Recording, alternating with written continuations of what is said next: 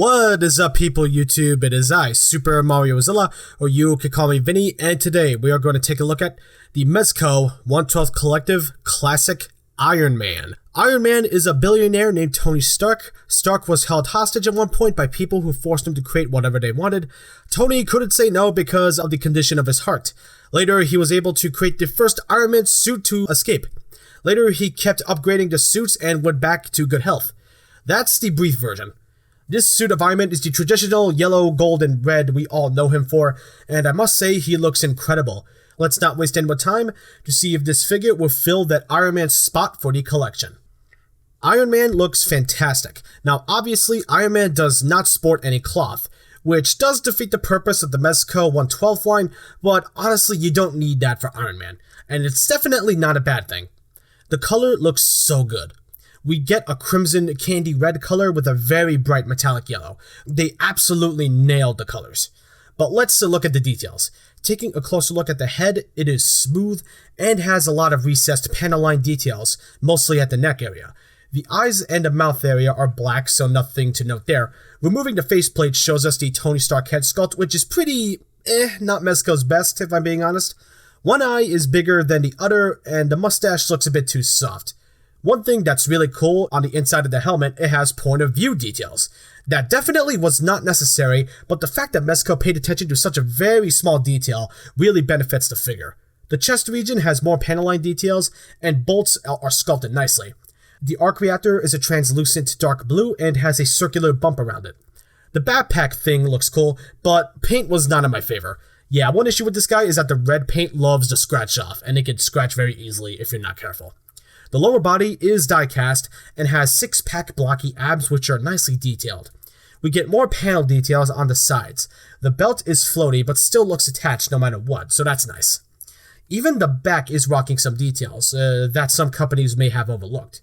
The arms are a muscular metallic sculpt. The gauntlets are die-cast and small but powerful, and the fists have more tiny details and it looks great. The fist also has a repulsor blast underneath the fingers. Pretty cool. The crotch region is die-cast, but some of the paint did get scratched off, so that's not good. The legs are muscular as well and sport some more panel line details. The yellow color lasts until the boot areas of the legs. The boots are once again made out of die-cast and no detail was overlooked. On the back, there's even ventilation details. The shoe parts are die-cast and are blocky compared to everything else. Iron Man looks great. Despite the paint that got scuffed, the figure still looks amazing. Iron Man's articulation is not really hindered because, obviously, he has no cloth. Some minor inconveniences, but overall, articulation is actually pretty solid for this, and even for Mezco. So let's go over it. Okay, first, not sure this counts, but I'm going to do it anyway. The faceplate is attached onto there via a magnet, so it can come off and it can magnetize onto the top of his head. So it's like he just slid it upward, so that's pretty cool. The faceplate does not hinder any articulation, so don't worry about that. So he can look pretty much all the way up with the head because it's on a double ball peg, as well as the neck. Can look pretty decent amount down, so that's good. Look side to side, lean side to side, so that's always nice. Ball joint right here at the torso. Crunch forward about this far, crunch back about this far, and we have a ball joint here in the waist, so in total, he can crunch forward not too far at all. And back is a decent amount. Arms can rotate 360. We have a hinge that goes up pretty much all the way horizontally. Biceps can swivel. Elbows are on a double hinge. We get just about 90 degrees, so, which is not horrible. Actually, wait, no. Okay, so just a little bit over 90 degrees. Okay, I had to be sure. These little whisk gauntlets can swivel, just in case if you want that. Hands are on a ball hinge, swivel hinge. So pretty much ball joint movement out of these, which is pretty good. Legs can kick forward just about this much. You really have to be mindful about the red paint in the crotch because it can easily scratch off, so be careful with that. Backward can go about just this far. And to the sides, almost complete splits, which is pretty good for Iron Man. Anyway, he really does not need to do splits. Thighs can swivel. Double hinged knees. which moves just a bit more than 90 degrees, so that's pretty good. A lot more than 90 degrees, excuse me. But does it? Yeah, it does. Yeah. Boots can swivel, just in case if you want that. All joint on the ankle, so he can hinge backward about this far, which is not very good at all. Hinge forward about this far, which again is not very good. And ankle rocker is realistically abysmal. And ankle rocker is not very good on this figure. And it's all because of the damn sculpt ball blocking this. So if you want to sand it down to give him more range, be my guest, but don't come crying to me that actually you ruined the figure. So total his feet can go out just about this far with the ankle rocker. Bit disappointing, but honestly, it's nothing to lose sleep over. So Iron Man's articulation, for the most part, is solid. Some questionable parts of articulation, like the ankle rocker, you think that they would get a sort out because the other figures at ankle rocker was solid, so what happened here? I don't know. But still, if you need Iron Man in some cool Iron Man-like poses, the Mezco will get him into some Iron Man poses. It's not impossible. Just be aware of some of the inconveniences of the articulation, and you'll be surprised. To the very top of his head, he's about 6 inches and 3/4 of an inch tall. Here are the comparisons. Here he is with the Marvel Legends Spider-Man and Wolverine. Here he is with the Marvel Legends Black Panther and Black Bolt. Here he is with the Marvel Legends Mr. Fantastic and Abomination. Here he is with the Mezco Deadpool and Daredevil. And finally, here he is with the Mezco Ronin 5, Wolverine, and Doctor Strange. Iron Man sizes well with the other Mezco figures, and well with some of the Marvel Legends figures, so displays really aren't an issue. He'll fit in with the crew just fine. Time for accessories. He comes with plenty. Honestly, it was a bit more than even I was expecting, so let's take a look at all these. But first, let's take a look at the gimmick. His arc reactor lights up. The batteries are already in the package.